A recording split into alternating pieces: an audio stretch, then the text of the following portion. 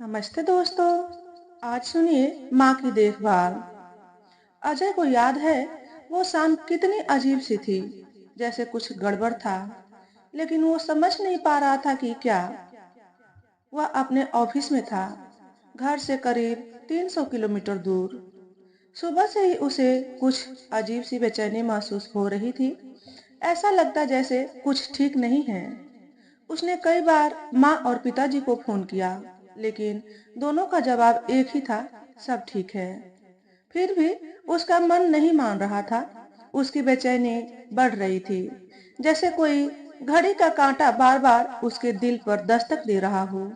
आखिरकार शाम के करीब 7 बजे उसने तय किया कि वो गाड़ी निकालकर घर की ओर निकल पड़े। उसे ऐसा महसूस हो रहा था कि कुछ बड़ा होने वाला है। और जब वो रास्ते में था, तभी पिताजी का फोन आया, माँ का एक्सीडेंट हो गया। यह सुनते ही उसकी हालत खराब हो गई। बिना देर किए उसने गाड़ी की रफ्तार बढ़ा दी। रास्ते भर माँ के चेहरे की चिंता और दर्द उसकी आंखों के सामने घूमते रहे। एक तस्वीर जैसे बार बार उसकी आंखों में उभर रही थी। माँ का दर्द से भरा चेहरा, उसकी कराहें। वह सोचता रहा, माँ इस वक्त क्या महसूस कर रही होगी। गाड़ी की रफ्तार तेज हो गई थी, लेकिन हर मिनट लंबा महसूस हो रहा था। उसकी बस एक ही दुआ थी, जल्दी से जल्दी माँ के पास पहुंच जाए। रात के करीब 12 बजे वह अस्पताल पहुंचा। माँ को देखकर उसे थोड़ा सुकून मिला, लेकिन उनके शरीर पर बुरी तरह से चोटें लगी थी। माँ करा रही थी और उनकी आवाज में दर्द साफ सुनाई दे रहा था। अजय, बहुत दर्द हो रहा है। यह सुनते ही उसकी आंखें भर आई। वह बस उनके पास बैठकर उनका हाथ थामे कह सका, माँ, मैं आ गया हूँ, अब सब ठीक हो जाएगा। इस दृश्य को देखकर वह यह महसूस कर रहा था कि माँ, जो हमेशा उसे संभालती आई थी, अब उन्हें उसके देखभाल की जरूरत थी। जैसे ही माँ दर्द से तड़पती, वह खुद को भी काबू नहीं कर पा रहा था। अब वह माँ के दर्द को अपने दिल से महसूस करने लगा था। एक रात करीब 2 बजे माँ की कराहने की आवाज से उसकी नींद खुली। माँ दर्द से तड़प रही थी। वह तुरंत उनके पास गया। माँ ने कहा, बहुत दर्द हो रहा है बेटा, सहा नहीं जा रहा। उसका दिल जैसे किसी ने चीर दिया हो। वह बिना एक पल गंवाए माँ के पास बैठ गया और कहा, माँ, सब ठीक हो जाएगा, मैं तुम्हारे लिए कुछ करता हूँ, अभी तुम्हारा दर्द कम होगा। उसने माँ को सहारा दिया और कहा, चलो बैठते हैं, हम कुछ बातें करते हैं, मैं चाय बना लाता हूँ।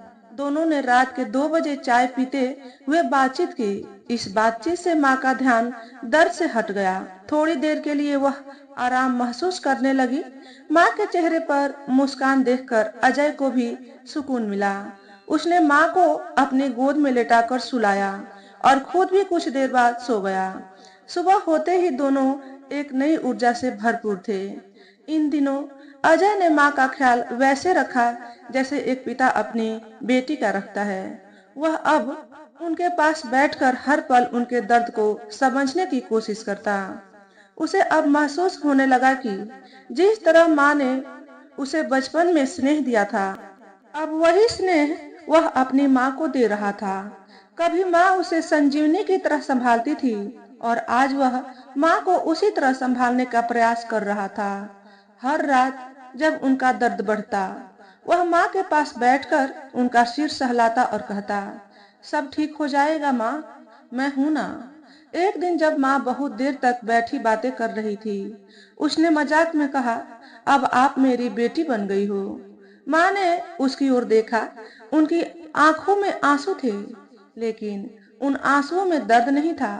वह आंसू प्यार और गहरे रिश्ते के थे।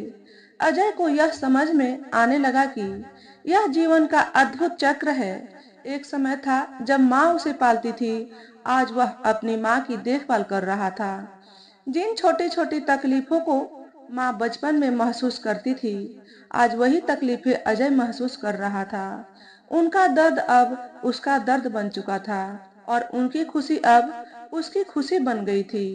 जब अजय ने माँ को अपनी बेटी की तरह स्वीकार किया, वह पल उसके जीवन का सबसे गहरा अनुभव बन गया।